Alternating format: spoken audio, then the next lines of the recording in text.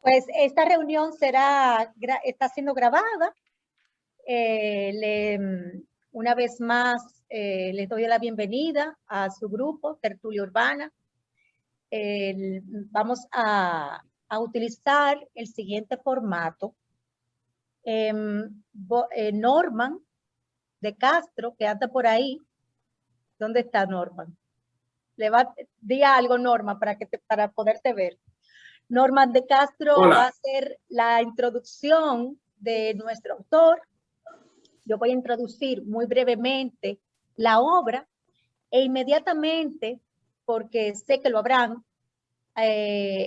abriremos las conversaciones que espero sean preguntas o reflexiones sobre la obra. Y que tratemos, fíjense que somos muchos y vamos a hacer un poquito más dentro de poco. Les voy a agradecer que seamos hasta cierto punto puntuales, en la medida de lo posible concisos en nuestras ideas, y estoy segura que vamos a compartir un momento muy, muy agradable, de mucho crecimiento con nuestro querido autor Pablo Gómez Borbón. Pues, Norman, si estás listo. Siempre como lo voy, decía mi padre. Ante todo, buenas noches a todos. Gracias por la invitación. Un saludo muy particular a Yuri Morales, que nos honra con su presencia y valida este libro y su investigación con su presencia, igualmente que la señora Dauphin y demás familiares de las víctimas de las cuales este libro se refiere. Mi relación con el autor se remonta aunque tenemos una unión, digamos, una afiliación, digamos, de orden casi familiar a través de los Mejía Gómez.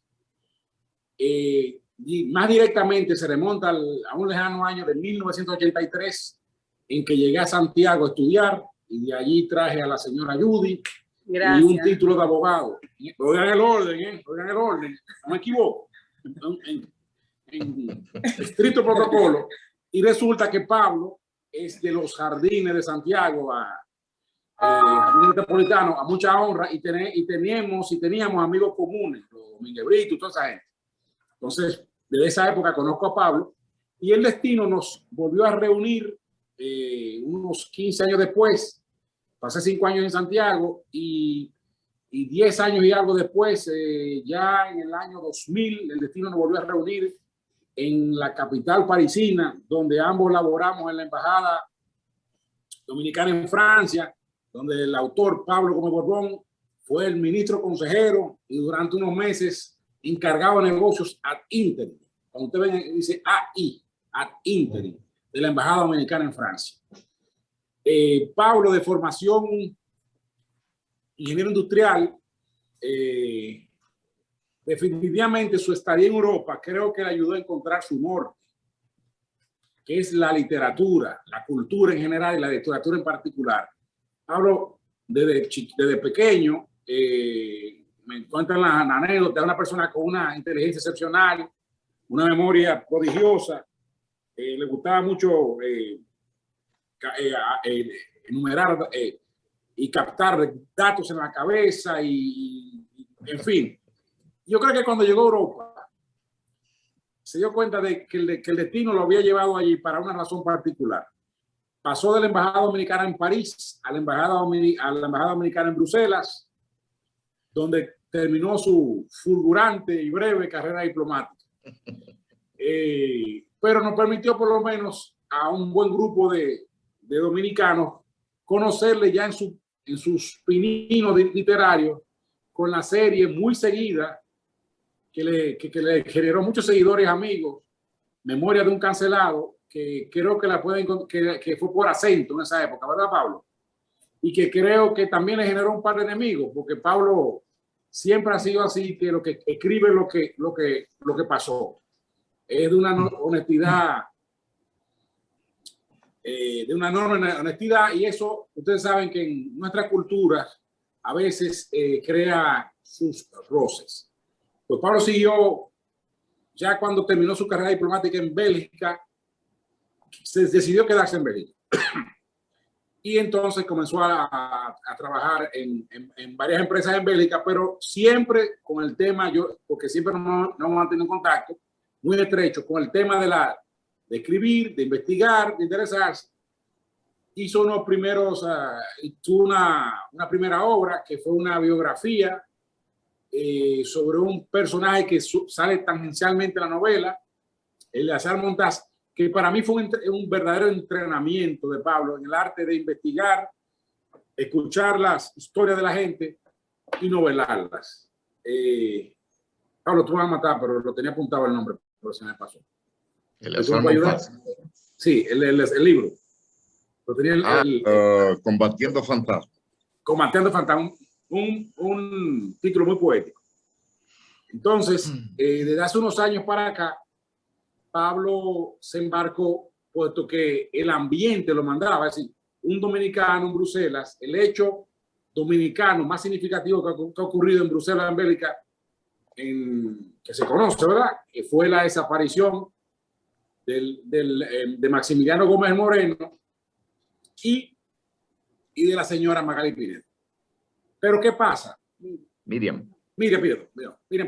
Pero ¿qué pasa? Que en el devenir de su investigación, lo que yo pude darme cuenta es que Pablo tomó un rumbo, digamos, una carretera literaria, y la investigación lo llevó a otro. De hecho, hay situaciones en las que yo hasta me preocupaba porque tocaba gente muy cercana a mí, y yo sabía que no importaba lo que Pablo encontrara, investigara, Pablo lo iba a publicar, porque él es así. Y afortunadamente, en cuanto a esa persona que para mí muy querida, la historia verdaderamente y la investigación lo reivindicó. Y me refiero al embajador Alberto Chico de Pradel, quien, si ustedes van leyendo la novela, se dan cuenta que de alguna manera se buscó en el marco de esta tragedia personal e histórica y hasta política, se buscó de alguna manera incriminarlo, porque era el único dominicano, uno de los pocos dominicanos que no eran miembros del MPD, que estaba en Bruselas, y que había que en alguna manera que justificar lo que el libro después describe. Bueno, reitero que él fue una persona que cooperó con la investigación, y después, porque evidentemente no tiene nada que esconder, y después la otra persona es uno de los miembros del MPD, que yo creo que para mí fue el eslabón perdido, el elemento clave en la investigación de Pablo y en el desarrollo y en el camino que finalmente tomó en la obra, que es, bueno, tiene dos nombres, imagínense. Lolo, Pablo, recuérdanos su nombre formal y su nombre de guerra, hoy día nombre usual. Hugo Hernández Alvarado. Hugo Hernández Alvarado, que tenía 17 años, Pablo, cuando ocurrieron los hechos. 19 años. 19 años. Prácticamente un adolescente cuando ocurrieron los hechos, y es una persona que con un valor personal enorme pudo deshacerse de sus fantasmas y de alguna manera explicar lo que pasó, y de alguna manera hasta confesar su responsabilidad en el hecho, lo cual no ha sido el caso de muchos otros dominicanos aún vivos, y que a mí me consta que Pablo durante años intentó comunicarse con ellos, obtener su versión de los hechos en el más riguroso proceder investigativo y periodístico, contrastar sus opiniones.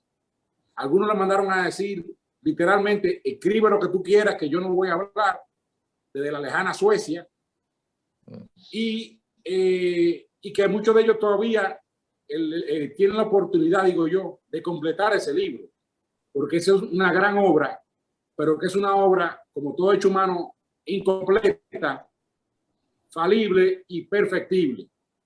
Pero allá la conciencia de aquellos dominicanos que conocen datos que pudieran finalmente esclarecer aspectos que, no obstante el denodado esfuerzo de Pablo no se ha logrado, pero que sin embargo optan por el silencio.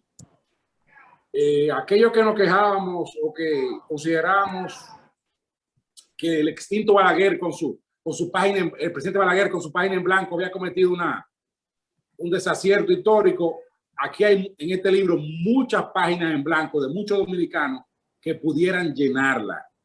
Espero que entiendan la alegoría que quiero hacer con ellos. No es que el libro esté incompleto, por el contrario, pero se pudiera completar si aquellos que saben detalles de lo que sucedió dieran un paso al frente y lo completaran. No sé si, Yulisa, con esto me he extendido, pero sí quise dejar un poco mi testimonio de mi amistad con Pablo, de mi admiración por su trabajo. Pablo verdaderamente como se dice, se invirtió en el personaje del escritor, es decir, su vida fue durante un par de años el libro. Y él me decía, es que tengo que terminarlo, Y yo lo veía tan ansioso, y era su interés de hacer esta obra que para mí es una gran obra, sobre todo tratándose la segunda obra de un autor, que para mí es lo que más mérito tiene. Si usted me dice que un autor que ha escrito 20 libros, pero la segunda obra, hacer esa obra para mí es una de verdad, ha sido una proeza. Pablo, te felicito y de Gracias. verdad te exhortamos, te combinamos, te instamos a que sigas escribiendo. Puesto que el país y tus lectores esperamos muchísimo más de ti. Y adelante, doña Yulisa. Muchísimas gracias, Norman. Gracias sobre todo por introducirnos al amigo, a ese personaje que hoy después, pues muchos de los contertulios, Pablos y contertulias, éramos niños cuando asesinaron al Moreno y a Miriam Pinedo. Otros eran, mi amor, ¿tú puedes ir emitiendo acá? Otros eran jóvenes adultos, algunos testigos, otros fervientes participantes. Pero lo maravilloso de la reunión de hoy es que a pesar de las distintas parcelas políticas e ideológicas de las cuales provenimos, y hay varias, estamos reunidos aquí para dialogar sobre una novela que muchos califican de honesta y que yo me suscribo a esta calificación y que narra unos hechos profundamente dolorosos. Venimos igualmente sin ánimos de enjuiciar ni a victimarios, mucho menos a las víctimas. Estamos reunidos hoy para reflexionar alrededor de la obra literaria, para discutir, si se quiere, su contenido y su forma, pero con la esperanza de ir un poco más allá, más lejos. Reflexionar sobre los significados y significantes de los hechos, detenernos a pensar sobre las pérdidas y conquistas de nuestra sociedad producto de aquellos años y quizás llegar a un balance cada quien en lo particular histórico y que esta reflexión trascienda el límite temporal y anímico de la hora y media programada para esta reunión.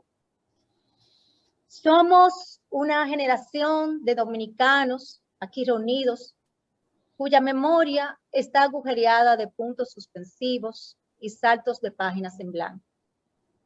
Nuestra generación está huérfana de utopías, pues muchos sueños colectivos y particulares quedaron sepultados antes de florecer en trincheras de honor, en la 40, en la Victoria, descuartizados en una capital extranjera o sencillamente silenciados por el miedo o el desencanto.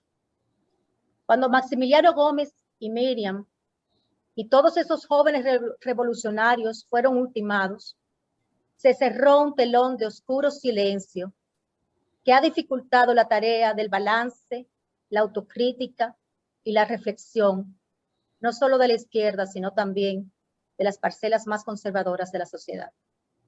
Y quiero en ese punto citar a don Marzo Veloz Maggiolo. El olvido en esta isla soñolienta es una forma de ideología política. En un esfuerzo por comprender esta faceta absurda de la sociedad dominicana, y digo absurda porque el silencio y el olvido son muchas veces irracionales y carentes de sentido, nos ha tomado 50 años encontrar un camino donde colegir este pasado, aunque muchos han abierto esa trocha, como el mencionado don Marcio, que acabo de mencionar, y organizar estos fragmentos, acontecimientos de los testimonios que nos cuentan todavía como susurros, los testigos de esos años. Pablo, las versiones son tan disímiles para nosotros que somos apenas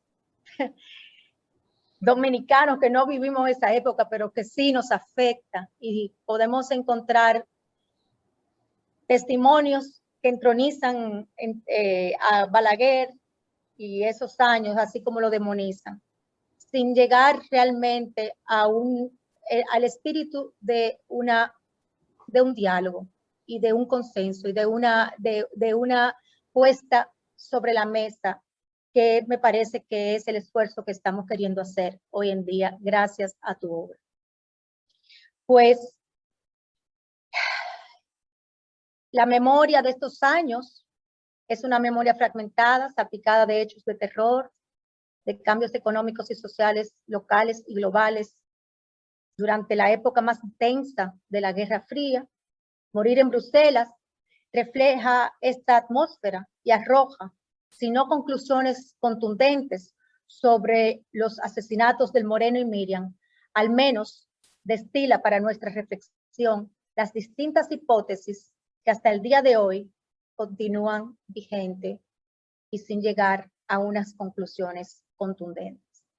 Vamos hoy a comentar una obra que el mismo Pablo ha advertido en pasadas entrevistas, que se suscribe al género de la novela de la no ficción, donde la intención, ante todo, es documental y cuyos hechos narrados han sido atravesados por el sedazo, como bien dijo Norman, riguroso de la comprobación y la verificación. A mediados del siglo XX, y esto estoy poniendo en contexto el género, en relación con una serie de acontecimientos que llevaron de represión política en Argentina, tuvieron lugar, o más bien, se generó una primera novela de testimonio o una novela de no ficción llamada, que a lo mejor muchos de ustedes la conocen, Operación Masacre, que fue llevada al cine. Su escritor, Rodolfo Walsh, 1957, quizás 5 o 6 años antes de la novela de Truman Capote, A Sangre Fría, que es la que hizo realmente el género famoso o internacional o accesible, digamos, para decirlo de alguna manera.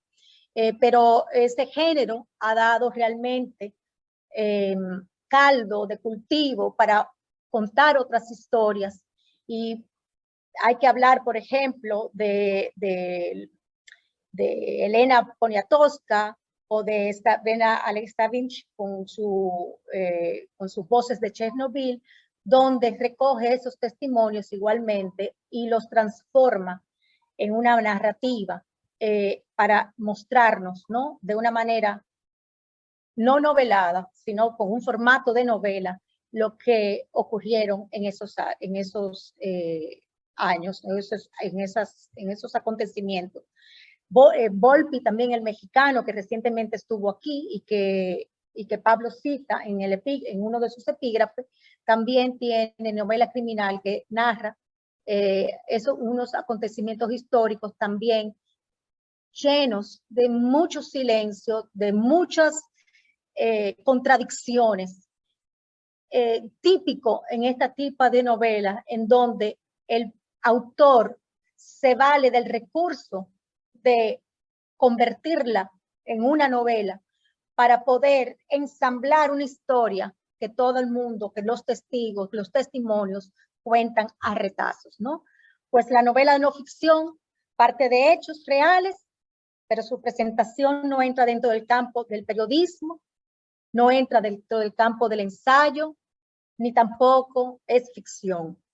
Esto es bueno y Pablo lo advierte muy claramente en la introducción de la novela y lo ha aclarado en otras intervenciones, porque es importante saber que los hechos que nosotros hemos leído o que vamos a leer, los que no hayan leído la novela, pues parten de la investigación. Y aunque se valen de unos recursos como los detectives, que son ficción, todo lo demás es pues hechos totalmente comprobables, partiendo de testimonios y documentación que él al final del libro anota muy bien, muy detalladamente. Quisiera pues adelantarme anotando que Pablo reconstruye de manera polifónica los hechos ocurridos en Bruselas durante el año 1971, organizándolos de manera que podamos unir estos fragmentos dispersos, como dije anteriormente, incoherentes, para poder no solo entender la biografía y completar la biografía de esos jóvenes revolucionarios que perdieron su vida en tan dramáticas y violentas situaciones, sino también para propiciar el debate, la crítica y la autocrítica. Parto de la premisa de que la recreación estética del discurso testimonial puede ser un reflejo de los patrones de la memoria colectiva y quizás por esto debemos empezar a preguntarnos qué es lo que solemos olvidar, qué es lo que recordamos, qué silenciamos y qué hacemos con esa memoria histórica. Cito las palabras de Pablo Gómez en la introducción de su libro, donde dice: al seguir mi íntima convicción, no he tenido otra manera que la búsqueda de la verdad. Quien busca la verdad corre el riesgo de ofender. Es por eso que las ofensas que este trabajo pudiera provocar serían, aunque lamentable, necesarias. Pues Pablo, quisiera que las personas que ya me han pedido turnos de antemano, tengo uno ya muy pedido, muy cogido, que es el de Rosa Borrell, que quisiera que empezara con su reflexión o su pregunta a nuestro querido autor. Adelante, Rosa. Gracias, buenas noches y un gusto, Pablo, de conocerte por esta vía y de haber leído esta magnífica obra. Para los que nacimos en la época de Trujillo y pasamos nuestra niñez en esa época y nuestra adolescencia, más tarde entre la guerra civil y los 12 años de Balaguer, los primeros 12 años de Balaguer, esta es una obra que me trae particularmente muchas remembranzas de todo lo vivido en Santiago. Veo que aquí hay algunos santiagueros. En una época de gran confrontación del 14 de junio y del MPD con las fuerzas militares y castrenses de la ciudad, donde yo vivía en una de las esquinas más calientes de Santiago, de esos enfrentamientos, y toda mi niñez está envuelta, digamos, en esos recuerdos de revolucionarios, de un grupo de muchachos, porque eran muy jóvenes, de Santiago, que luchaban por alguna causa. Por otra parte, mi niñez está plagada también de recuerdos tristes de una familia que tú mencionas en el libro, que son la familia Perdomo Pérez. El padre de Virgilio Perdomo Pérez, que era parte de los... ¿cómo se llama el grupo? Se me olvidó el grupo. Los Palmeros. Los Palmeros, Palmeros. perdón, los Palmeros.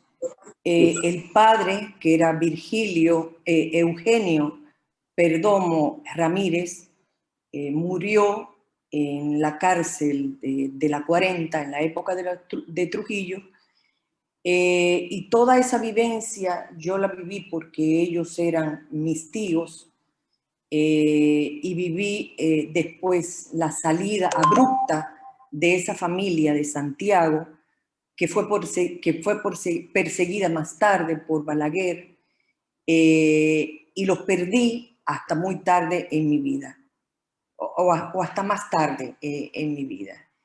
Esos dos momentos de mi niñez y mi adolescencia me marcaron desde el punto de vista político. Más tarde, cuando yo me gradúo y vengo a Santo Domingo, ingreso en un posgrado, en el primer posgrado que en términos democráticos aquí se hizo en la República Dominicana, que fue un posgrado de Ciencias Sociales realizado por el CERES, el Centro de Estudios Sociales de la Universidad Autónoma de Santo Domingo, que dirigía Luis Gómez, que no sé si eres familia de él.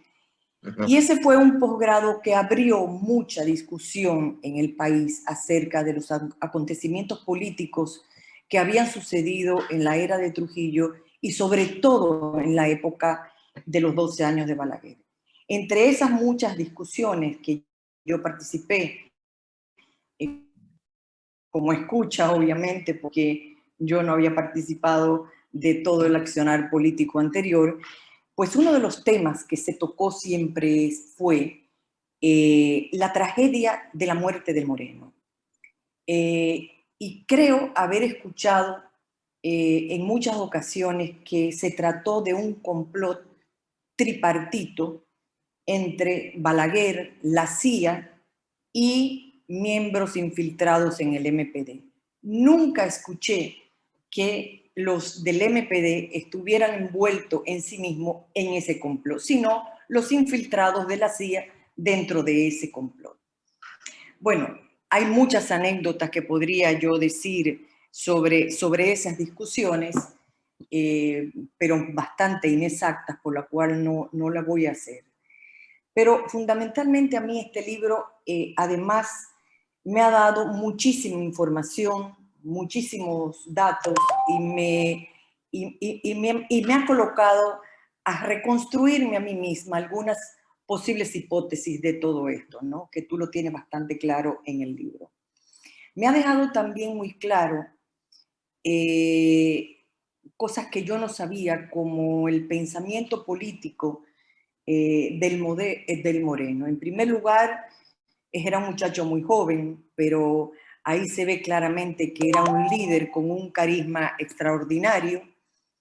Y me llaman mucho la atención dos pensamientos de él que tú reflejas en el libro. En primer lugar, su posición política en relación al marxismo-leninismo, pero con una tendencia, digamos, hacia la revolución cultural de Mao. No. Y por otro lado, me llama mucho la atención su pensamiento, también desconocido para mí, en cuanto a su pensamiento estratégico militar. El Moreno pensaba, que me parece muy avanzado para la época histórica donde él estuvo involucrado, que si bien es cierto que la República Dominicana debería de haber incursionado en una política de izquierda, al mismo tiempo él rechazaba que este país fuera un satélite de algunas de las potencias marxistas, leninistas o maoístas y también cubanas. Eso me pareció un dato interesante porque en esa época histórica los procesos revolucionarios que comenzaban a caminar se ligaban todos a las dos potencias que habían construido revoluciones, que eran la Unión Soviética y la China. Por otro lado, me pareció importante las informaciones que tú das de cada uno de los políticos de la política dominicana en cuanto a su posicionamiento de cómo derrocar a Balaguer. Y en ese sentido coincido contigo en que tal vez el Moreno tenía una visión demasiado ingenua en su estrategia militar de poder hacer un frente cohesionado entre la extrema derecha, que eran ellos, y la extrema derecha, que era Wessing. Me parece que fue un poco ingenuo en esa construcción de ese posible complot, pero sobre todo me pareció sumamente ingenuo la forma en que él lo iba transmitiendo en entrevistas, como si un complot se pudiera hacer de una manera abierta, a sabiendas ya, sobre todo en esa época, de que la CIA estaba muy metida en toda América Latina y más allá de América Latina. Entonces, en ese sentido, no sé si por su juventud, pues me pareció que tenía un pensamiento estratégico militar bastante ingenuo. Yo creo, si yo fuera ministra de Salud, de Educación en este momento, colocaría tu novela, y esto es una alabanza a tu escrito, como un texto obligatorio para los docentes de historia de la primaria, de la secundaria y la universitaria. ¿Y por qué? Porque yo siento que tú escribes sobre un momento histórico del país que constituye un punto de inflexión entre las dictaduras del pasado, voy a meter a Balaguer aquí, de Balaguer hacia atrás, y la construcción de una democracia que a mi gusto es una construcción que va muy lenta y que está plagada justamente que es imperfecta y que está plagada justamente de la impunidad de que tú hablas sobre este crimen. La República Dominicana tiene una construcción democrática, pero de carácter, digamos, con huecos de impunidad muy graves, sobre todo en esos años, en los primeros 12 años de Balaguer, y sobre todo en un avance plagado de mucha corrupción. Así es que yo creo que si bien tu novela histórica o la novela de carácter histórico tiene algunos matices de ficción, efectivamente, como los dos detectives que habla Yulisa y que me parecieron a mí que eran esa especie de construcción para avanzar en toda la narrativa. Me parece a mí que lo más importante de todo este relato es destapar, digamos, una serie de cosas que pasaron y que testigos que todavía están vivos no han podido tomar la decisión de hablar si efectivamente la muerte de Miriam y sobre todo de Maximiliano fue una decisión propia del partido o fue una decisión propia de un infiltrado que arrastró a un grupo de MPDistas que vivieron en el exilio y que fueron canjeados por el secuestro del coronel Crowley. Me parece que esto sigue estando pendiente y sería una pena que los MPDistas que todavía viven y que yo conozco algunos, pues no tuvieran la valentía de decir, es así como dice Pablo que fue, o no, Pablo está equivocado, nosotros hicimos o no hicimos, o nos opusimos o no nos opusimos, o la CIA nos compró a un grupo bastante amplio de nuestros personajes de MPDistas.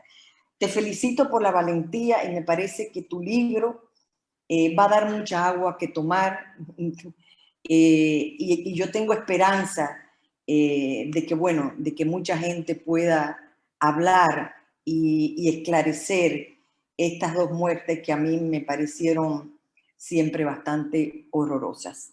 Gracias. Gracias a ti. Pablo, ¿algún comentario? Bueno, yo quería agregar algo a lo que tú has dicho, que no solamente el olvido, alguien dijo por ahí, no recuerdo quién, que la memoria sirve solamente para engañar, porque la memoria es muy selectiva, la memoria toma a veces lo que conviene y a veces deja lo que no conviene. Entonces la memoria a veces es una forma y por otro lado la persona a quien podemos engañar de forma más fácil es a nosotros mismos, ¿no? Entonces yo en mi libro, yo lo califico como una investigación disfrazada de novela, porque a veces se ha querido poner demasiado énfasis en la poca ficción que tiene el libro como una manera de deslegitimizar la obra literaria. la investigación sobre la cual se basa. Entonces, bueno, básicamente yo he querido, en la medida de lo posible, pues dar una visión global, recordando lo que se recuerda siempre, pero también sacando a la luz lo que nunca se recuerda, porque es algo que a mí particularmente me desagrada, por decirlo de alguna manera, que son las idealizaciones, que son los endiosamientos, y yo creo que recordar las debilidades de estos personajes históricos no hacen más que reforzar sus fortalezas, ¿no? Claro. En cuanto a ciertamente yo me esperaba y alguien me dijo, bueno, puedo decir, alguien me dijo, vas a necesitar una jipeta blindada con todo lo que tú dices. Y yo confieso que cuando publiqué la obra, yo tenía cierta aprensión. Sin embargo, y la verdad que estoy realmente desencantado un poco de la actitud que ha tenido en general los actores de esa época, porque yo esperaba que con la publicación de este libro pudiera abrirse, no un debate, un conversatorio, una confrontación, y no ha sido así, no ha sido así. Y yo creo que los protagonistas de esta época, bueno, por varias razones. Primero, y eso yo lo entiendo, son temas muy dolorosos. Segundo, la dictadura de Trujillo dejó, y sobre todo en la izquierda, y bueno, la de Trujillo y la de Balaguer también, una desconfianza y una tendencia un poco, como decía el doctor Zaglul, que el dominicano, no, me incluyo yo también, el dominicano es paranoide depresivo. Entonces la gente habla con mucha dificultad. Naturalmente, yo intenté del grupo de 20 personas, pues algunos no bueno, algunos ya han fallecido, otros no quisieron hablar. Entonces, realmente la izquierda no ha reaccionado en lo absoluto. Muchos de ellos, porque como dice aquella novela de Javier Marías, que yo estando aquí me pasa como dice la novela esta de Javier Marías, no he querido saber, pero he sabido. Entonces me han llegado algunas reacciones de la gente de la izquierda y son reacciones francamente decepcionantes, porque de alguna manera se ha querido deslegitimizar o barrer del gesto de una mano, diciendo, bueno, es una novela, es inexacta, pero nadie lo ha hecho de frente, porque a mí me gustaría, porque igual en algún punto, naturalmente, yo como muchos de ustedes, yo tenía 3 años cuando estas cosas pasaron. Yo no me creo dueño de la verdad, por eso yo en mi libro no llego a una conclusión categórica, yo dejo a cada quien que saque sus conclusiones, pero los protagonistas, y aquí hay que sacar la comida aparte a Hugo. Yo no invité a Hugo porque aquí son las 2 de la mañana y no quería abusar, pero yo le voy a pasar la grabación, que fue el único que dijo, mira, yo voté la muerte de Miriam, yo no podía hacerle esto. El resto, pues, se ha quedado callado. Eh, eh, Pablo, ¿por qué sí. crees tú que don Hugo decidió hablar? Buena pregunta. Yo sé, lo personal, yo lo conocí hace bastante tiempo cuando llegué a Bruselas, pero nunca habíamos, yo duré años detrás de él y al final lo localicé.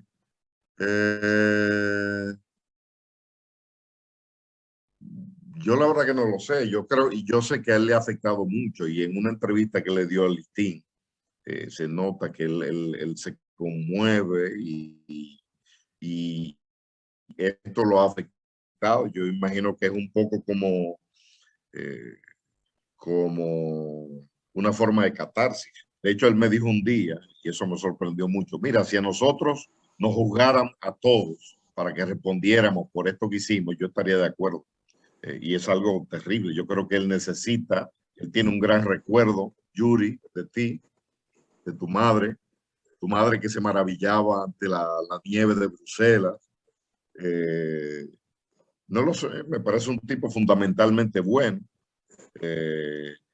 pero bueno, esto ha generado mucha, bueno, no quiero extenderme demasiado, sé que hay muchas preguntas, pero básicamente yo diría que el único punto que me ha defraudado, el libro ha sido un éxito, tengo infinidad de testimonios de personas eh, públicas, otras que no lo son, pero yo pretendía que esto provocara un diálogo que sacara más cosas a la luz, pero naturalmente mi libro va en contra un poco de lo que es la versión oficial, que es una versión con la que se busca evadir muchas responsabilidades. Y entonces, bueno, yo sé que algunas personas pues se han expresado en mi libro como que es un disparate y tal, pero bueno, naturalmente no lo hacen de forma frontal. Me agrada, Chico de Pradel me dijo, y yo sé quién se lo dijo, pero bueno, en fin, de ese grupo, me dijo, mira Pablo, mucha gente pensaba que tú no ibas a estar a la altura de este libro. Y yo te puedo decir que se equivocaron. Tú has hecho un magnífico trabajo, eso me lo dijo el Chico de Pradel, quien fue una gran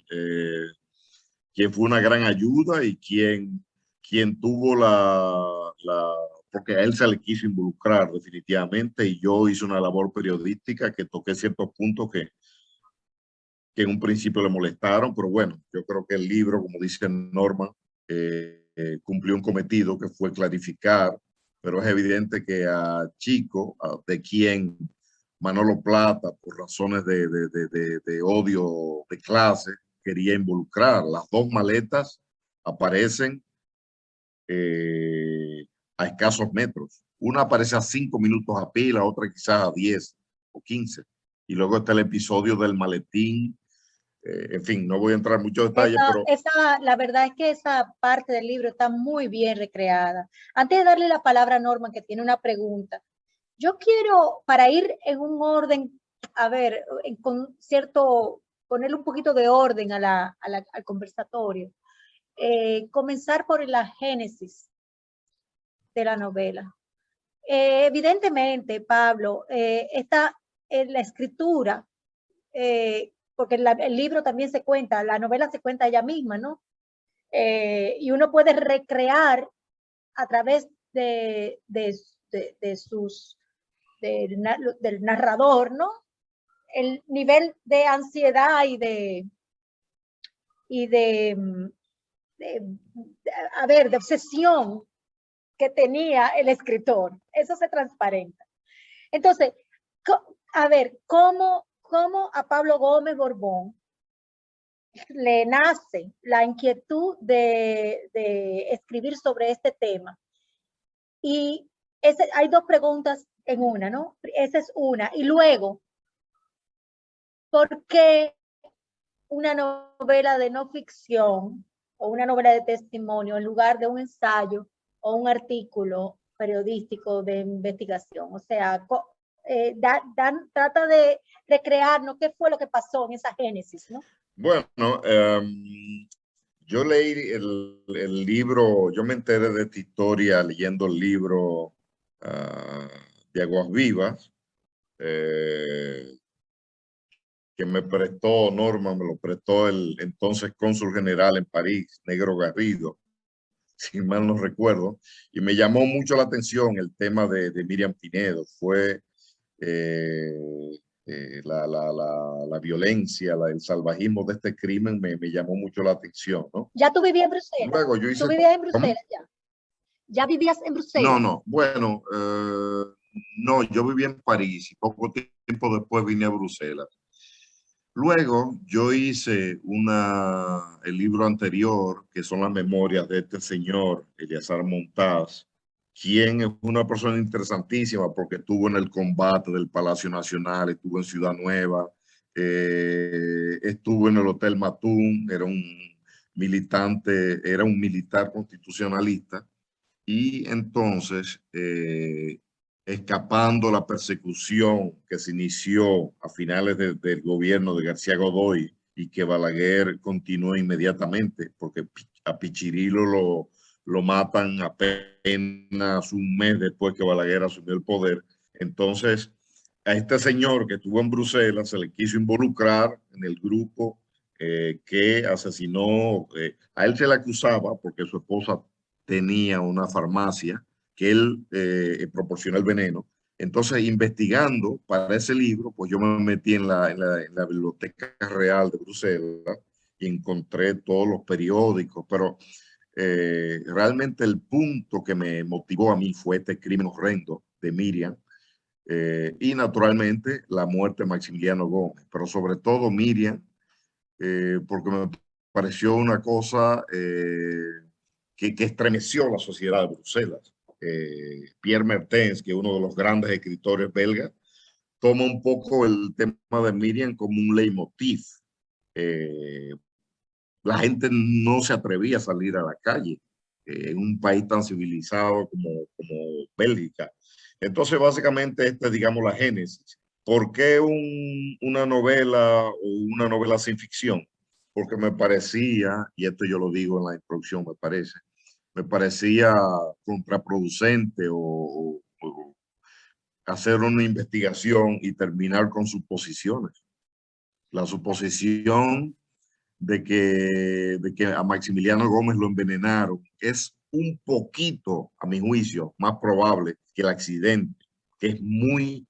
Entonces yo no podía hacer una investigación De hecho, sin Don Hugo ficción. entiende que es un accidente. Sí, él entiende que es un accidente, claro. Hay cosas que me hicieron, y yo durante muchísimo tiempo, bueno, un día me levantaba pensando que era un accidente, otro día me levantaba pensando que era un asesinato. Ambas, básicamente la novela yo la tenía como un accidente, pero luego hablé con esta señora, la doctora Aybar, y yo tuve que retrabajar una buena parte del libro, que ella me explicó. Yo tenía años tratando de hablar con un patólogo y al final cuando ya yo tenía el libro listo fue que pude hablar con ella. Pero por eso es una novela. Además, hay 8 versiones de la muerte de Maximiliano Gómez. Cada quien, pues, toma la suya. Incluso los dirigentes de la izquierda todavía toman la de Manolo Plata, porque de esa manera eso permite justificar, que eso es injustificable, el crimen de Miriam Pinedo. Claro. Y bueno, cada quien Sí, que saque sus conclusiones. Mira, quería, tú que estás hablando de ciencias forenses, tenemos aquí como tertuliano a Frank Díaz, que es es director, puedo equivocarme en su cargo, director del Departamento de Ciencia Forense de Washington. Frank, si tú quieres, corrígeme un poquito. Y yo sé que Frank tenía algunas inquietudes. Yo sé que él va a levantar la mano próximamente. Vamos a darle el turno a Norman y luego a doña María y don Felipe. Adelante, Norman. No, ante todo, excusarme, puesto una breve acotación que debo hacer, puesto que en mi introducción arranqué con una idea y creo que quedó trunca, y que para mí es esencial para la comprensión de esta obra. Y es que Pablo arrancó investigando, decía yo, el asesinato del Moreno, pero terminó reivindicando para lo que a mi entender es el primero más destacado feminicidio de nuestra historia contemporánea, el de la señora Miriam Pinedo. Es decir, es un libro que comienza con un tema, digamos, de orden político puramente, y al final se decanta por esclarecer, por dar a la luz, por resaltar la enorme injusticia que se cometió contra esta señora, que fue asesinada, entiendo yo, físicamente, moralmente y otra vez físicamente, con el perdón de Yuri. Pero es algo que hay que resaltar. Y yo creo que Pablo viene con esta obra a reivindicar no solamente la memoria del Moreno, de Maximiliano Gómez, un líder irrepetible en la historia política dominicana, pero también, sobre todo, a reivindicar la memoria de la señora Miriam Pinedo. Y eso para mí es, en este contexto, en esta época, en el año 2021, en el siglo XXI, de una importancia capital, y todo obra en los tiempos de Dios. Hace 50 años ocurrió un hecho y entiendo yo que la conciencia de los dominicanos, y entiendo yo hasta mundial, no estaba lo suficientemente desarrollada en cuanto al tema de los feminicidios, de la violencia contra la mujer, como lo está hoy 50 años después. Y no son cosas fortuitas. Y Pablo viene a colocarse en el tiempo exacto para tratar el tema desde una visión ahora diferente y no por ello menos importante. Esa es la acotación que quería hacer y que le pido sinceras excusas porque se me chispoteó en mi introducción. Gracias, Norma. Yo sé que vamos por ahí como un chele, como dice el refrán. Ese tema va a salir, yo sé que van a haber personas que van a querer comentar alrededor de ese hecho. Don Felipe, buenas noches. Quita el mute, don Felipe. Pablo, te felicito por la novela y creo que los seres humanos tenemos una tendencia a buscar una verdad clara, definitiva, final, y eso no es tan fácil ni es así. Y creo que el hecho de que tú hayas logrado en tu libro buscar una verdad dentro de un ambiente tan contradictorio y de tantas informaciones, lejos de restarle, yo creo que lo que hace es darle mucho más profundidad a tu obra. Y está más cerca de lo que es la realidad humana, de ese deseo de los humanos de buscar una simple verdad que lo explique todo y que tranquilice a uno. Los silencios que hay, que usted ha mencionado, son normales. Y el que las personas que están envueltas en este horrible crimen se acusan mutuamente, es que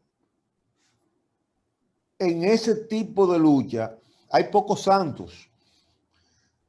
Pero lo más importante del libro, como libro, es el hecho de la manera en que tú has tratado la verdad. De una manera compleja, inteligente y que no deja a la gente tranquila, pero también esa tranquilidad que se busca a veces es simple. Es una manera simple de ver la vida. Nada, yo quería hacer ese comentario y siempre cuando pienso en esta época donde ya yo era un adolescente,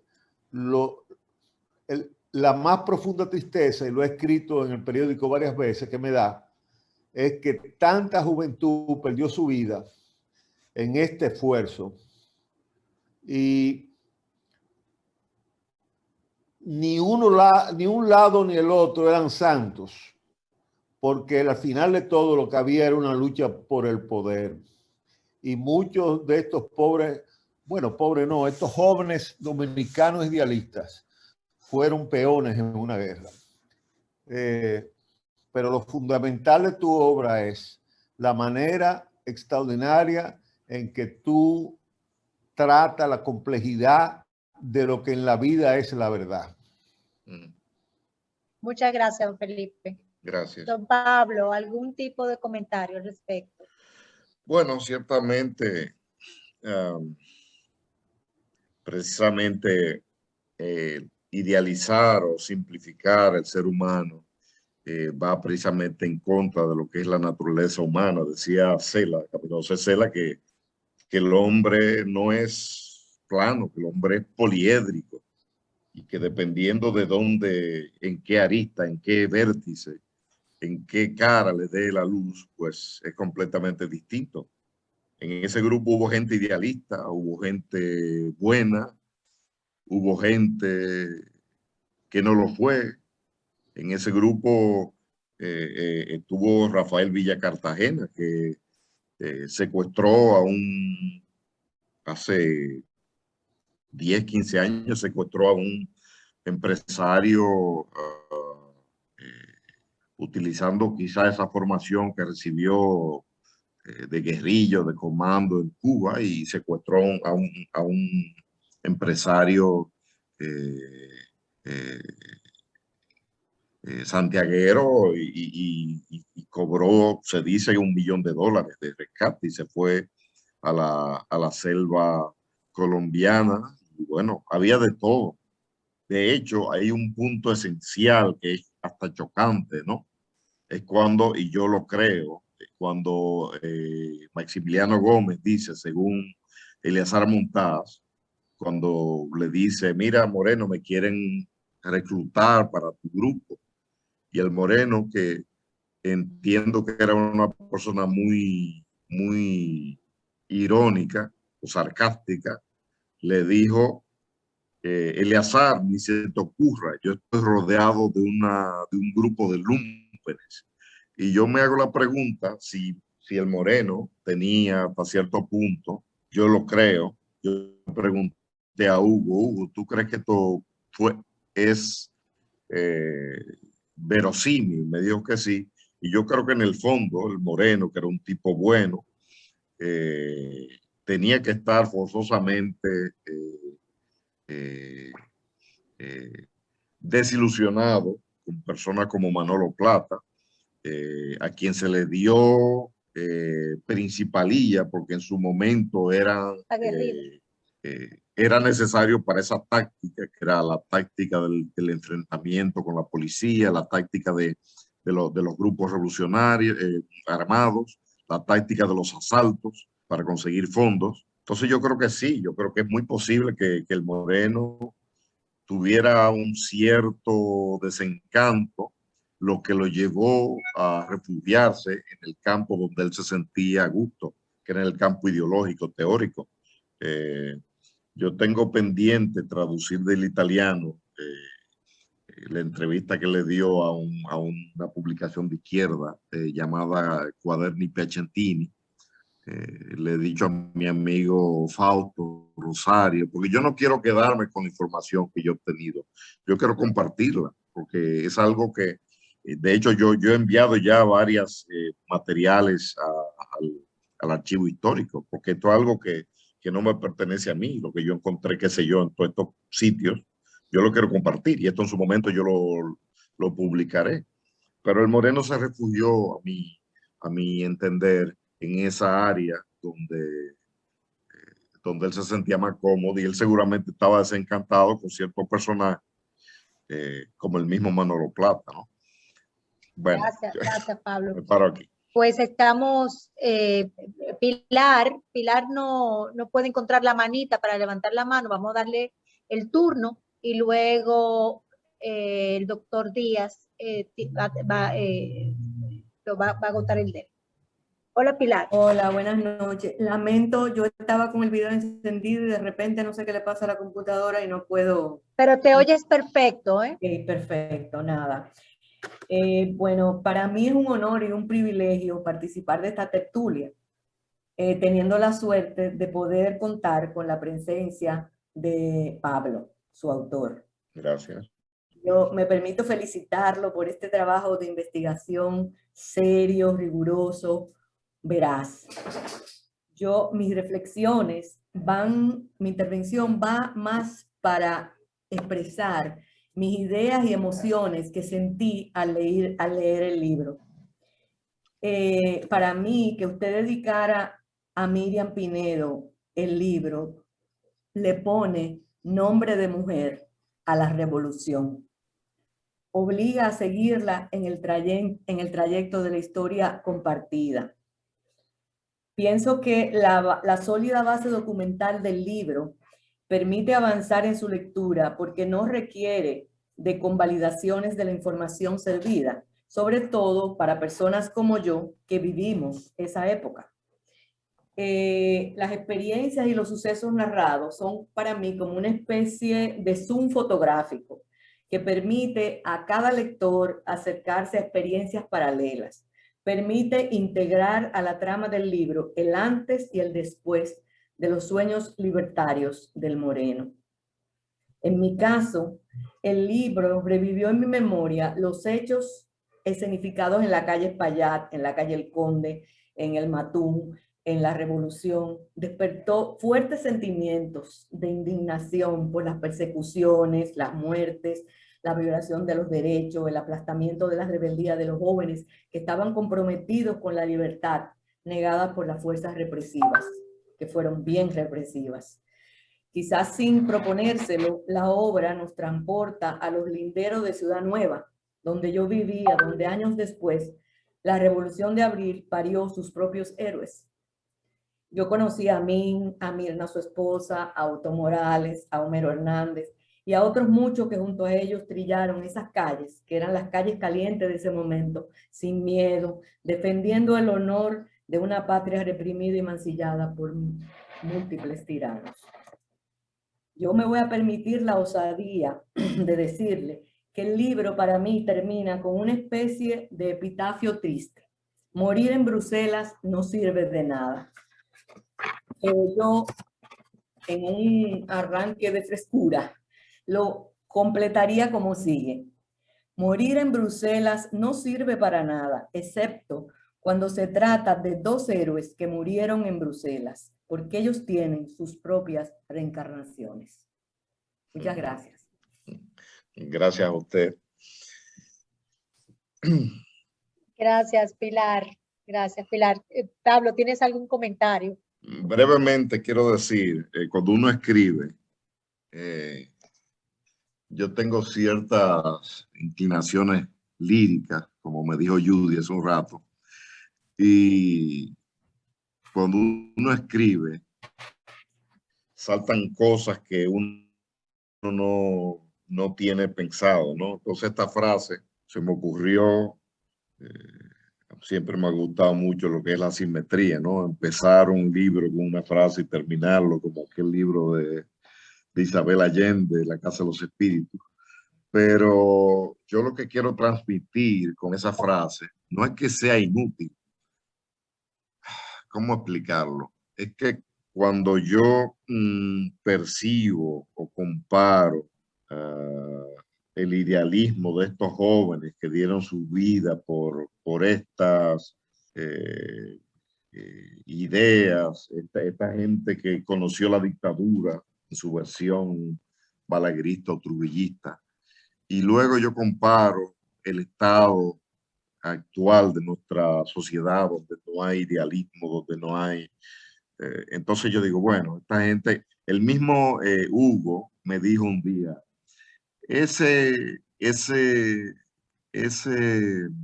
secuestro no sirvió de nada, mataron al Moreno, ¿y qué sacamos de esto? Fue absolutamente inútil.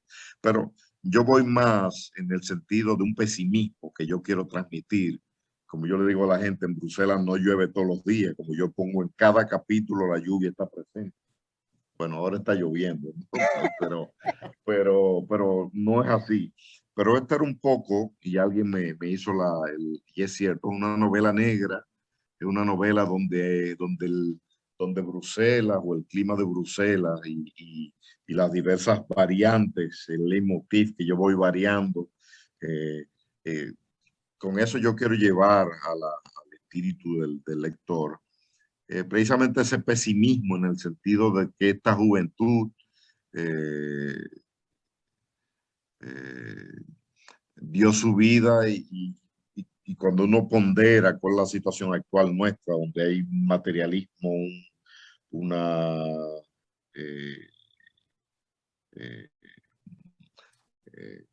ignorancia, una indiferencia más bien. Entonces realmente a mí me parece inútil realmente. No inútil, no es inútil, pero digamos sí lamentable que todo lo que se haya perdido, que todos estos valores, porque el pueblo de aquel entonces era un pueblo valiente, ¿no? El pueblo del 65 fue un pueblo admirable, ¿no? Y el de los 70 también. Pero bueno, en este sentido, que yo quiero decir que morir en Bruselas no sirve de nada, ¿no? Con ello no quiero minimizar, digamos, el martirio de Miriam y del Moreno y de tantos otros, sino que realmente hemos perdido, salvo algunos idealistas que quedamos por ahí, la admiración por estos gestos de generosidad que tuvo esta juventud que se inmoló en aquella época. Exacto, sí, lo entiendo. Muchísimas gracias, Pablo. Gracias, Pilar, por tu brillante intervención y muy sentida intervención. Frank, primero quiero que pongas tu micrófono, le quites el mute, y segundo que corrijas, porque yo nunca sé cuál es la posición tuya. Solamente sé que eres un grandísimo médico. Sí, gracias, Julissa, y gracias a Pablo Gómez. Ya yo me comuniqué con él por correo electrónico, pero para los que no me conocen, yo soy patólogo forense, el jefe de patología forense de la ciudad de Washington. Y para mí la descripción que él hizo en el libro acerca de la investigación de la muerte, pues es totalmente acertada. Y lo difícil que es a veces armar ese rompecabezas. Todo apunta que es un homicidio, pero pudo haber sido un accidente. Y en esas guerras que pasaban de inteligencia y contrainteligencia, es posible que se hayan intoxicado con monóxido de carbono en ese subapartamento. Es muy posible. Y los que lo encontraron a ellos, para mí, aunque no sé si Pablo tiene otra opinión, parece que modificaron la escena, lo cual sucede en muchos tipos de muerte o la familia o el que está ahí, pero ya ellos vienen con su paranoia de su inteligencia y contrainteligencia, manipularon la escena y llegaron a conclusiones erróneas porque ella sobrevivió, entonces le echaron la culpa a ella. O sea que yo creo que es posible que haya sido una tragedia iniciada por un accidente. Es posible, pero no se puede probar. Que él se haya intoxicado con monóxido, ella también sobrevivió. Ellos manipularon la escena al ver cuando los encontraron a ellos dos. Entonces le hicieron un juicio sumario a ella porque ella sobrevivió y hicieron todas las suposiciones que iban a tener. Porque la pregunta es, si a él lo envenenaron, ¿con qué lo envenenaron? Porque parte del libro, que es interesante, porque ellos eran peones de esa guerra. Había peones de la izquierda que eran ellos y peones de la derecha. Pero lo que es triste es que todos ellos venían de un extracto muy pobre, pero a ellos no los estaban subvencionando. Dice el libro, dice Pablo, que sus familiares le mandaban dinero, y me pregunto yo, ¿qué dinero le podían mandar a Bélgica cuando tal vez ellos ni tenían un centavo? O sea, que ellos estaban viviendo en una miseria. Pero eso no descarta que alguien le haya proporcionado un veneno. ¿Cuál sería el veneno? ¿Cuál sería el candidato? Lo más efectivo es lo que se inyecta. Ella lo tomó, y yo creo que ya después de 50 años es muy difícil. En Europa tiene un sistema de medicina forense que los médicos forenses no son patólogos como en Estados Unidos. Entonces ellos hacen una autopsia sin microscopía. El microscopio es esto. Se lo voy a enseñar. Son estas plaquitas que ustedes la ponen en el microscopio de cada órgano. Y con eso se hace un diagnóstico en el microscopio de cualquier evento que se pueda ver en el microscopio. Pero eso sirve también como un testamento a la posteridad. Cuando yo trabajaba en Michigan, por ley eso no se puede destruir. Y aunque hayan pasado 50 o 100 años, se pueden volver a estudiar, se pueden volver a analizar, porque de donde se sacan esas plaquitas, se deja el tejido en parafina. Y eso no ocupa espacio. Aquí tengo yo, en esta cajita, ahí hay 15 casos. Esos son casos privados. Pero en mi oficina en Washington hay casos que ya desde el 1880, que ahí están todas esas plaquitas y todos los bloques de parafina. En Europa no hacen eso, porque ellos hacen la autopsia, pero ellos no son patólogos. El que analiza en el microscopio es un patólogo. Entonces yo le dije a Pablo que yo iba a contactar, nada más conozco un médico forense en Bélgica. Pero todas esas historias se cuentan entre médicos forenses, esos casos. Pero Pablo me contestó muy amablemente y él me dice, yo me decanto por el homicidio. Yo también, si yo hubiera sido el forense, es un homicidio hasta que se demuestre lo contrario. Entonces, cuando se firma el certificado, se pone homicidio. Entonces, eso hace que la maquinaria de la justicia se vaya moviendo hasta que se demuestre lo contrario. Porque el homicidio en un certificado es para estadística de salud pública. No tiene, por lo menos en Estados Unidos, no tiene consecuencia legal hasta tanto se demuestre una cosa o la otra. En Estados Unidos, el certificado, uno hace el certificado con apenas el 51% de la evidencia, una preponderancia de evidencia. Es decir, que si alguien fallece, tiene 60 años, estadísticamente eso es algo cardiovascular. Entonces, uno va con esa estadística. Yo lo hubiera llamado un homicidio, pero yo creo que es posible que se haya iniciado con un accidente y esta gente lo complicaron todo hasta hacerla a ella en una víctima de sus propias paranoias y de su propio juego. Si los envenenaron a ellos, ¿quién le proveyó ese veneno tan efectivo? Yo creo que es posible. Yo creo que es posible. Yo creo que el mejor candidato sería la succinilcolina, pero ¿cómo lo obtuvieron? Para eso requiere un cierto adiestramiento. Cualquier administración de veneno, los rusos son muy buenos en eso, hasta el día de hoy. Pero bueno, eso es lo que tenía que decir. Gracias por ese libro tan fantástico de la perspectiva de un patólogo forense. Gracias, Frank. Pues le damos el turno al señor José Grullón.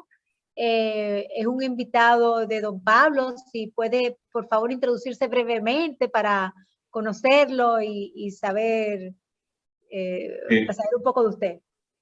Sí, muchas gracias. Yo soy muy amigo de Pablo. Soy del grupo de Santiago. Somos amigos de la juventud.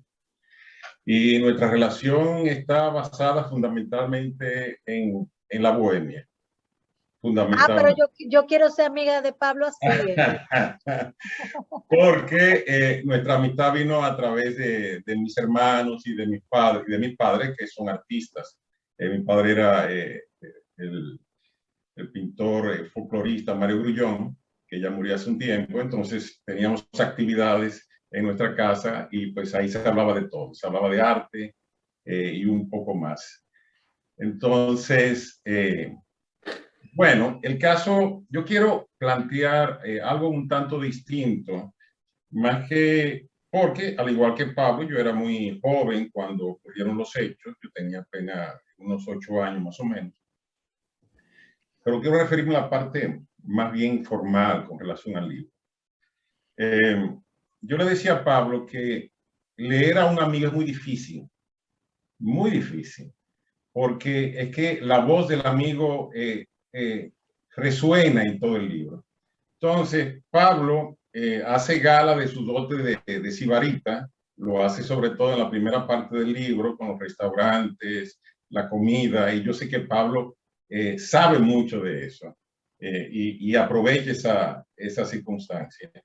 Yo me río de la gente que critica el libro con relación a que no es un libro de ficción.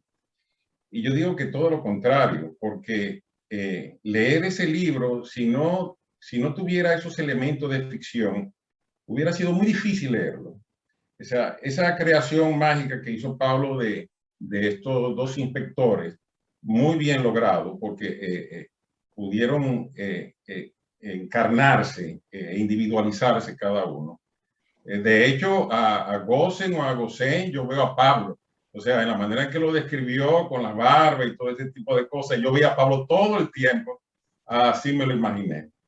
Entonces, evidentemente que la ficción es lo que hace digerible esa investigación, definitivamente. Eso por un lado. Por otro lado, quería referirme precisamente a la edición. Es decir, el libro está magistralmente editado. Es decir, a pesar de ser un libro de más de 400 páginas, uno lo lee con mucha ligereza, con mucha facilidad, inclusive con unos cierres a veces que son impactantes, que él lo hace muy bien. Por ejemplo, ese cierre cuando en un momento que abre la puerta y entra Peña Gómez, eso fue magistral. O doloroso, como el caso de la entrevista, el interrogatorio que se le hace a la familia de Miriam Pinedo, fue terrible. Y tú lograste transmitir esa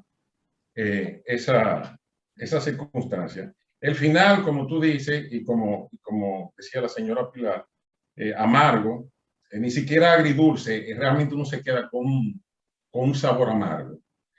Quería hacer esos comentarios, pero antes quería hacer unas preguntas, porque yo viví un tiempo en México, y tú lo sabes, Pablo, 8 años, como recreaste a México en esos tiempos, en los tiempos de Chavarría, bueno, 2 o 3 años después del asunto de Tlatelolco, es decir, México, a pesar de su represión en ese momento, sin embargo, ellos siempre mantuvieron el criterio con relación al exilio, siempre lo respetaron.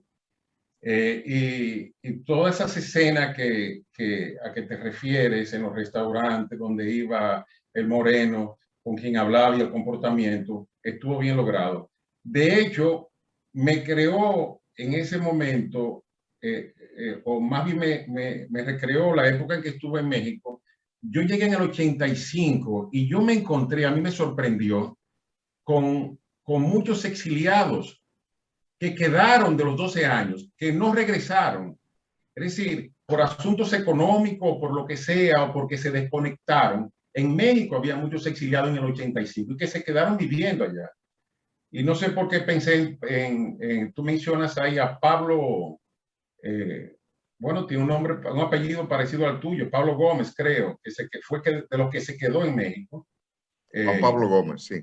Exacto, Juan Pablo Gómez, que luego pensé, pero cuidado si cuando yo fui a México, él aún estaba ahí, ¿no? Esa era una de las preguntas. Y la otra es, finalmente, ¿qué pasó? ¿Qué pasó con Manolo Plata? ¿Qué pasó? Mira, muchas gracias. Ok, a ti, Gracias, José. A ti, José. Rápidamente quiero referirme a los temas así un poco lúdicos.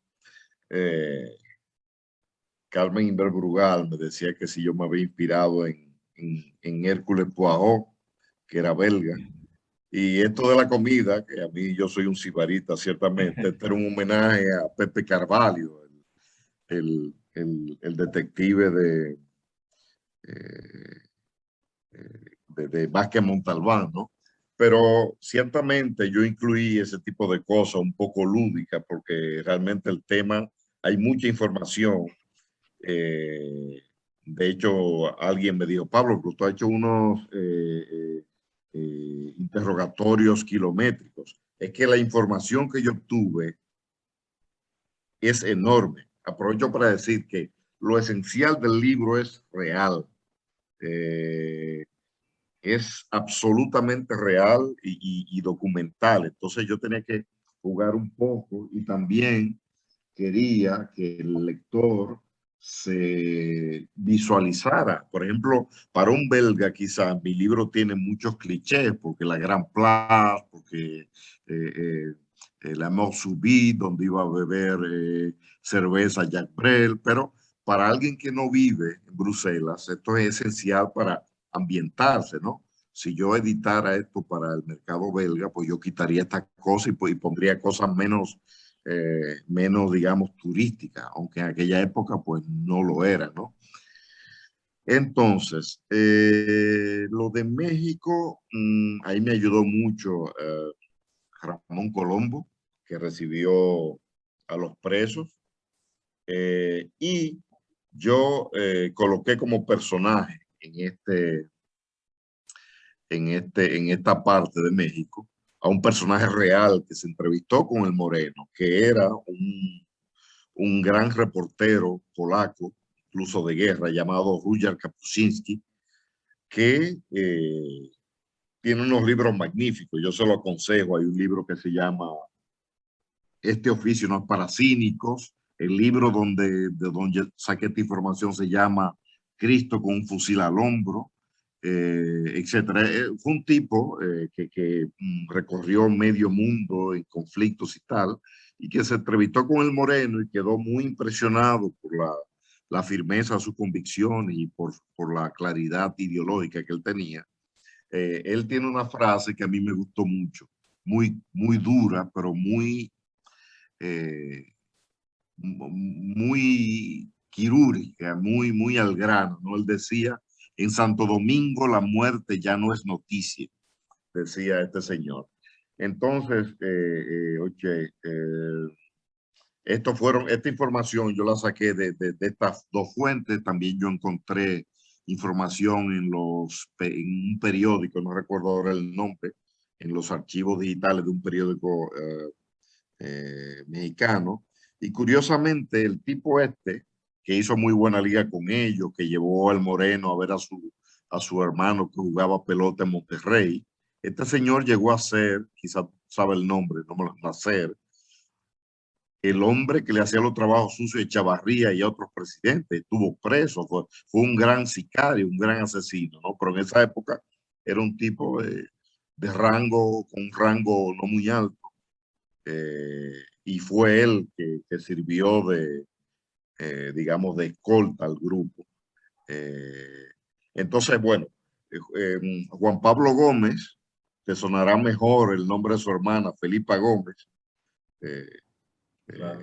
de el concordazo y aquella silla y tiroteo en el Hotel Concord en el año 85, era del PRD, porque esa fue una de las pocas situación en la cual la izquierda se unió.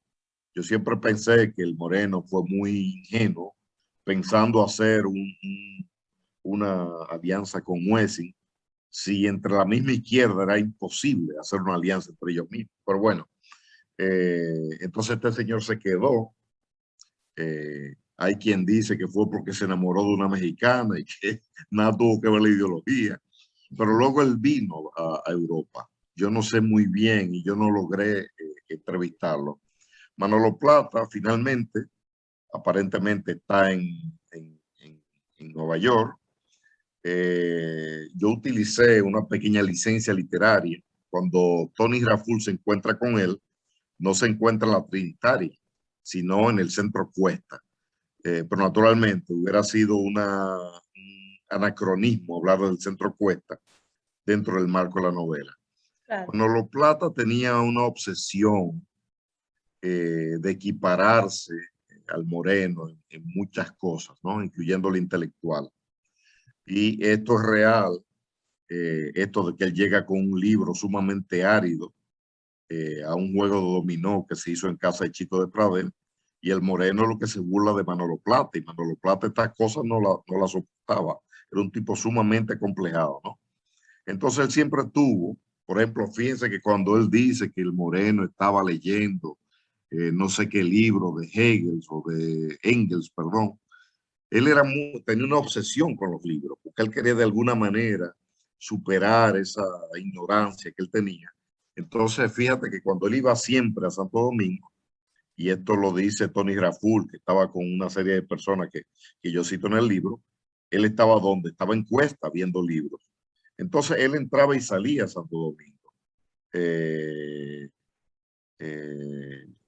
Hay quien dice que él tiene hijos allí, en San Cristóbal. Él tuvo este hijo con esta española en Chile, que era una revolucionaria. A mí me cayeron un poco encima porque me acusaron de yo defender a Manolo Plata. Yo digo, bueno, mi deber es encontrar la verdad. Manolo Plata ciertamente mató a Miriam Pinedo. Cuanto al Moreno, eso no hay muchas pruebas de esto. De hecho, yo creo que Manolo Plata creyó su versión. O sea, cuando ustedes ven que él le puso Maximiliano al hijo que él tuvo en Chile, no me parece a mí que él lo hiciera para aparentar, ¿no? Pero bueno, en todo caso, yo creo que Manolo Plata está en Nueva York. Yo me imagino que él habrá leído el libro, si él está vivo. Yo tengo un señor allá que me compra libros y lo vende en una mesita en la calle 200 en Manhattan.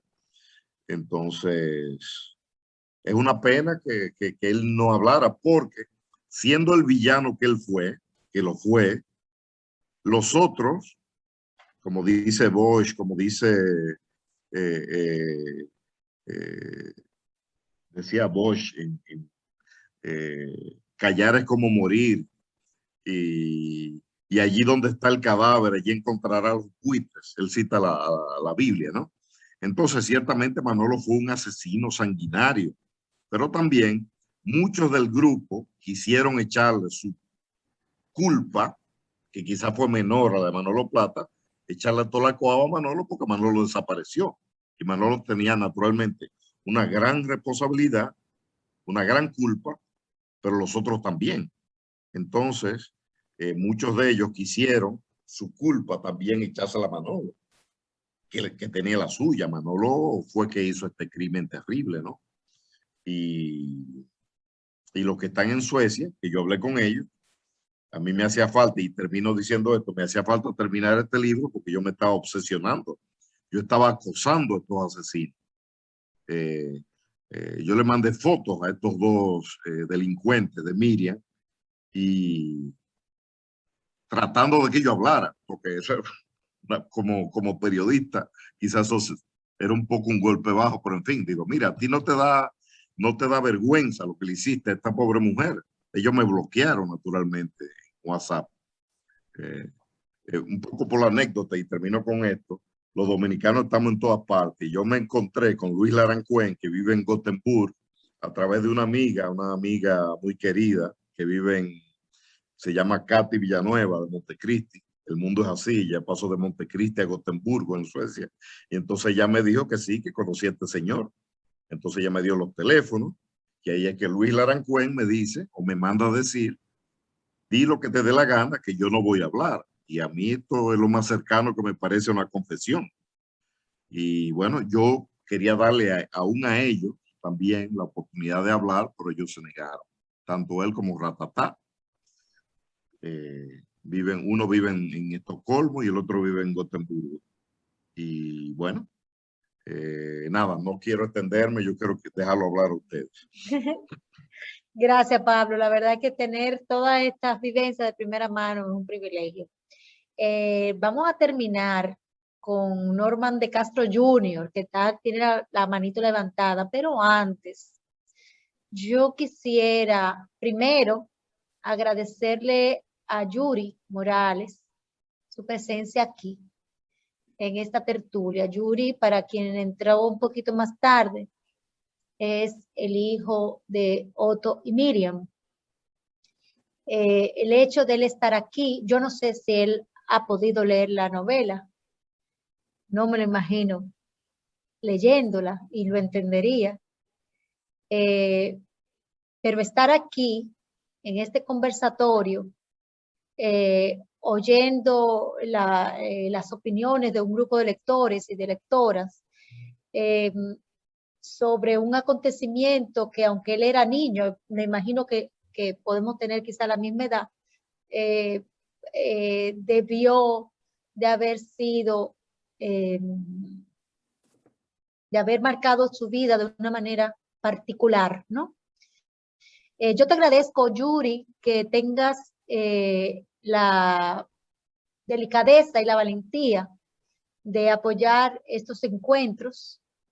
El mensaje, aún sin decir una palabra, de tu presencia aquí, escuchando hablar de tus padres y de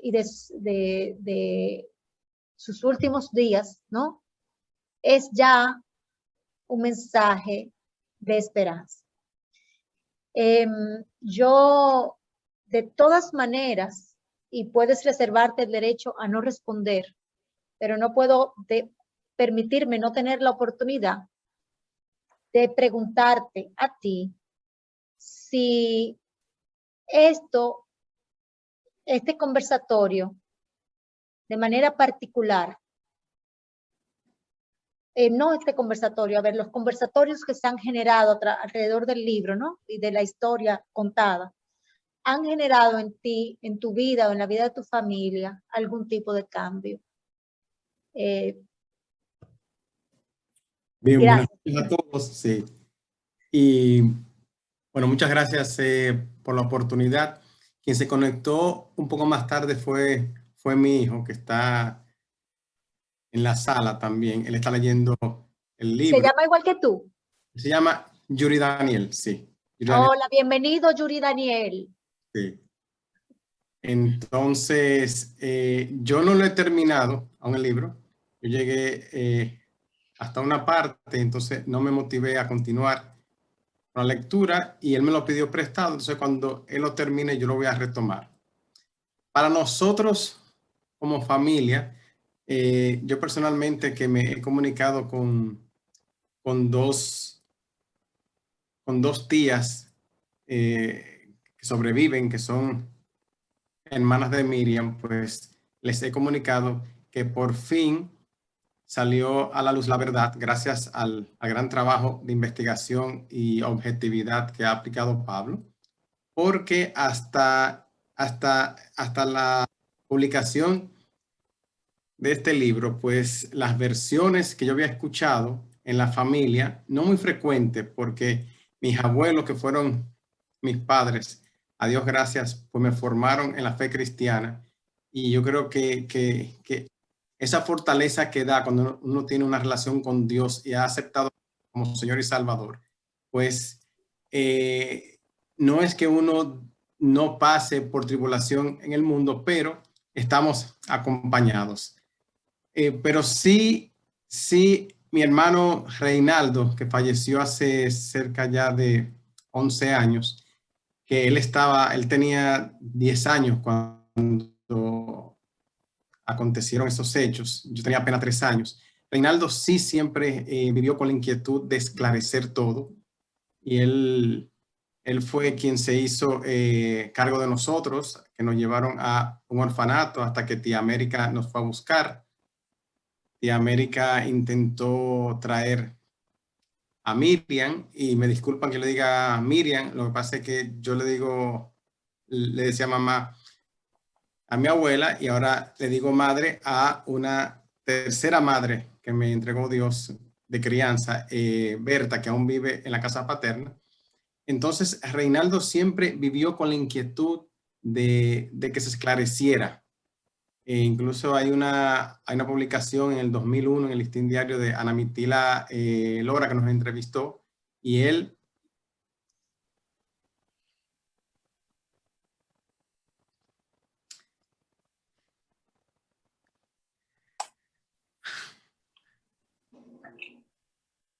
Reinaldo pedía que se esclareciera el hecho, porque a él le tocó vivirlo y bueno, lástima que él falleció y no alcanzó a leer esta obra, pero sé que en el cielo, porque Reinaldo en sus últimos meses vivió en Argentina, vivió en Chile y en Argentina. En sus últimos meses se congregaba. Yo sé que aceptó a Cristo como Señor y Salvador y es mi esperanza de volver a encontrarlo y quiero decir, bueno, yo le he dicho a Pablo que yo estoy muy agradecido, de verdad que sí. Y gracias a todos y bueno, y a los que hayan pues participado en el hecho directa o indirectamente, que sepan que yo los he perdonado desde hace mucho porque Dios a mí me ha perdonado más. Y yo espero que cada uno de ellos pueda tener un encuentro con Dios y que Dios les perdone, porque es que mientras estemos en este mundo vamos a fallar. Así que nada, muchas gracias a todos. Pablo, muchas gracias. Y cuando vengas al país, ya tú sabes que tienen aquí un hermano. Buenas noches a todos. Yuri, gracias por esas Yo palabras. quería agregar algo. A mí, Yuri y yo hablamos bastante. Yo por la más elemental decencia, yo a Yuri nunca le hice ningún tipo de preguntas sobre el tema. Hablamos prácticamente de otra cosa, ¿no? De otras cosas, ¿no? Cuando yo le dije, Yuri, si tú lo quieres, yo te regalo el libro, pero naturalmente yo entendería perfectamente si tú no lo quieres leer. Él me dijo que lo iba a leer y se lo di. Bueno, yo creo que lo he dicho en cada una de las presentaciones que he hecho. Yo a veces tengo la impresión que escribí este libro para conocer a Yuri. Yo se lo he dicho a él, yo le he dicho a Yuri que mi formación es cristiana y que de alguna manera la fe me ha abandonado un poco y Yuri siempre me manda un trozo de la Biblia o una homilía o una interpretación de las escrituras y no nos hemos visto nunca, pero yo a Yuri lo tengo como un hermano y naturalmente desde que el COVID me deje yo vaya para allá tenemos que juntarnos, pero yo repito, para mí de las cosas más gratificantes de haber escrito este libro ha sido conocerlo a él y por supuesto haber contribuido a limpiar el nombre de su mamá, que yo le dije a él que en algún momento yo he sentido, me he visto defendiéndola como si fuera mi propia madre, ¿no? Y por eso yo necesitaba terminar este libro, porque ya me estaba haciendo realmente daño, ¿no? En un momento dado hubo alguien de mucha nombradía política que me dijo que yo estaba victimizando a Miriam y yo tomé una cólera. Aquí hay varias personas que estuvieron presentes y esta persona no se ha atrevido a darme el frente más nunca. Es un gran político, ¿eh? Pero digo, mire señor, todo lo que pasó a esta buena mujer y usted dice, si esto no es una víctima, ¿qué es una víctima?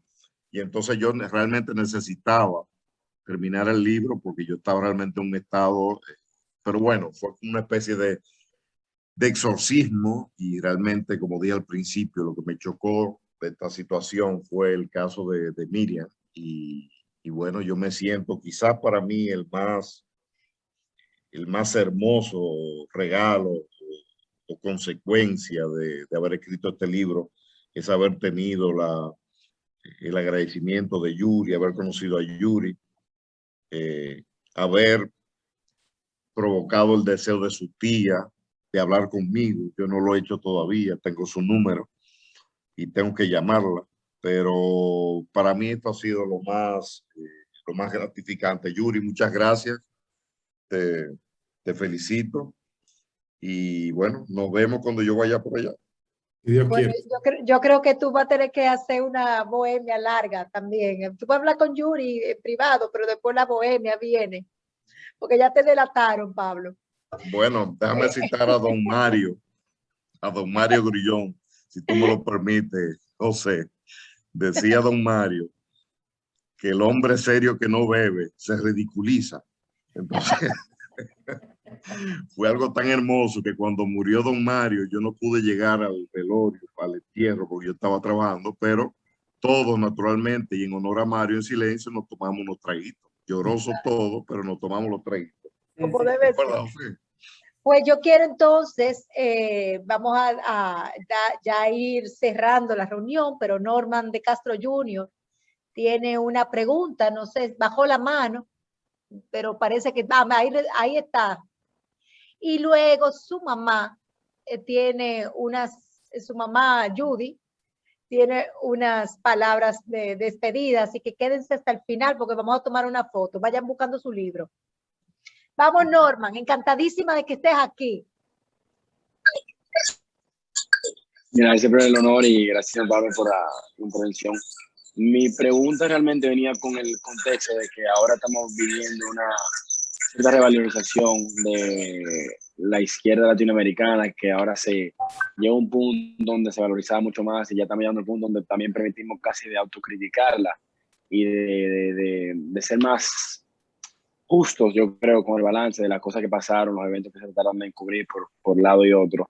Y mi pregunta a Pablo era si él pensaba que este libro hubiera sido posible, aparte de todos los constraints, los límites que le imponían la sociedad que se escribió, la sociedad que representa, pero también en base a su representación de la izquierda, que si la evolución de esta permitió de que realmente una novela que romantiza un momento tan traumatizante para la izquierda dominicana en general. No entendí, está muy conceptual la pregunta, Norman. Abúndame, no te sigo. No, simplemente, realmente, creo, la formulé tal vez un poco a la larga, pero era preguntando que si usted consideraba que hubiera sido posible escribir un libro así, que escribiera de esa forma la izquierda dominicana hace 15, 20 años, donde hubiera sido recibido de una forma diferente y donde ahora permitimos de valorizar y de relacionarnos mucho más con la persona que lo vivieron, con la historia que representa. Mira, yo creo que yo siempre he dicho que 20 años en Europa no se viven en vano, ¿no? Cuando uno vive en una sociedad como en Europa, y tú lo sabes, y Norman y tu papá lo sabe, yo recuerdo mucho que Norman me decía que viajando se curan los prejuicios. Entonces, vivir 20 años en Bruselas o en Europa en general me ha permitido visualizar el mundo y dentro del mundo la relación con los líderes, la relación con las figuras públicas de una manera distinta, ¿no? Por eso es que yo quizás me atrevo a decir cosas o públicamente que quizás si yo estuviera en Santo Domingo no lo haría, porque en Santo Domingo todavía un político es casi como un semidios, ¿no? Mientras que aquí un político, como debe ser, tiene que rendirle cuentas al pueblo, a las personas que lo eligieron. Entonces, seguramente 15 años, 25 años antes, cuando yo estaba en Santo Domingo, yo no me hubiera atrevido, ¿no? Pero ahora, digamos, uno tiene una relación distinta con la autoridad y yo creo que el único, y eso pasó con estos jóvenes, el único manera de salir del hoyo en que estamos y a lo que más miedo le tienen los políticos es a un pueblo sin miedo.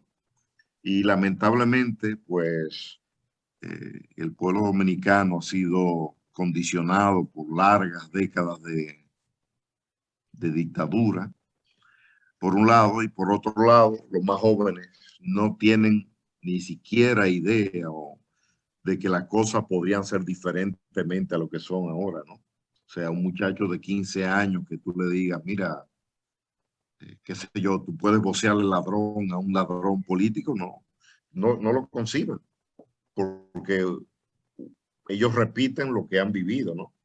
Entonces, para concluir, y yo creo que por eso es esencial que todo el dominicano que sale, el dominicano o quien sea, aprende en la sociedad en que vive. Y algo escribí yo por ahí. Yo como buen dominicano, cuando llegué a Bruselas, me metí sin pagar a un tranvía y me agarraron y me pusieron 50 euros de multa, 50.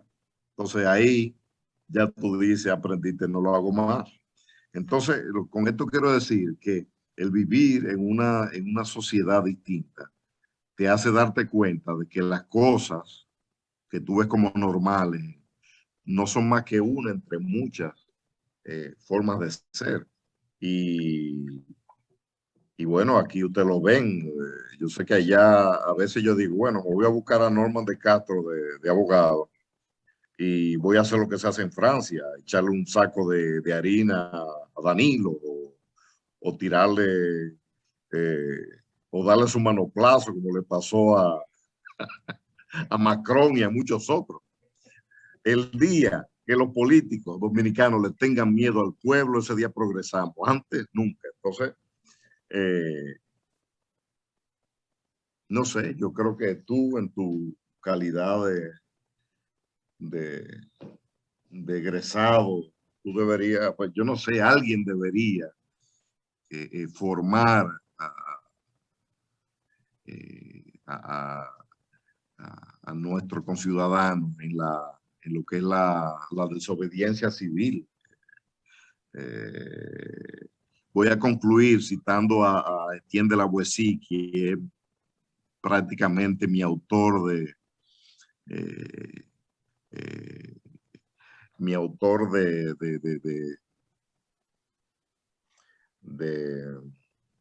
favorito, ¿no? En un libro que yo les recomiendo a ustedes, que se llama sobre la servidumbre voluntaria, Etienne de la Boétie dice que los gobernantes nos parecen gigantes porque vivimos de rodillas. Entonces, básicamente, si mi libro puede servir a que la gente se dé cuenta de que un político debe rendir cuenta al resto de los, incluyendo los políticos que tienen responsabilidad en este caso. Y yo reitero, hay políticos muy principales que me andan corriendo. Alguien me dijo, ¿por qué te andan corriendo, Pablo? Porque él sabe que tú sabes. Y eso sucede. En todo caso, no quiero extenderme. Espero haber contestado tu pregunta. Gracias. Gracias, Pablo. Estamos, no sé si la ven, las fotos en la pantalla. ¿Se ven? Sí, sí. Sí. Judy, nos gustaría que dijera la palabra que estás tan entusiasmada a decir para este cierre.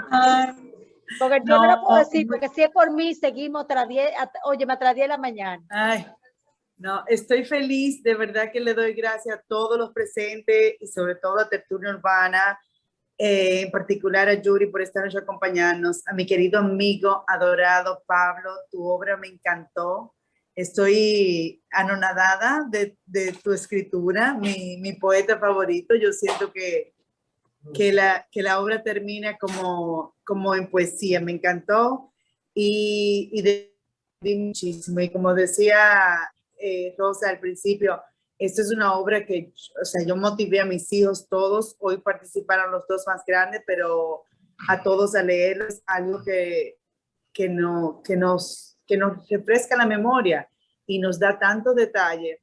Te agradezco, Pablo, tu tiempo invertido en ella, por la investigación que hiciste. Me encantó. Yo insisto en que tú eres Paco Grossens. Pablo Gómez, no sé si fue el subconsciente que tú escogiste el nombre de ese personaje ficticio como tu nombre, pero yo siento que eres tú. Lo que no entendí y no me tocaba hacer preguntas, pero no entendí por qué lo mataste. O sea, eso me afectó a mí, pues yo decía, pero ¿y por qué se me mató mi amiguito? Yo sé que tú le dijiste a Norman una vez que no eras tú, y que, pero yo creo que eres tú, el inspector. Soy yo soy los dos. ¿Por qué lo mando? Bueno, alguien me decía, pero esta pareja, ¿por qué? Sí, los dos, los dos. Si tú te fijas, el inspector Gossens es flaquito, con barbita rala, y el otro es gordito. No son más que Sancho Panza y el Quijote. Don Quijote. Bueno, yo creo que uno tiene ambas. Uno tiene, por un lado, algo de idealista y algo de pragmático. ¿Por qué lo maté? Yo no sé.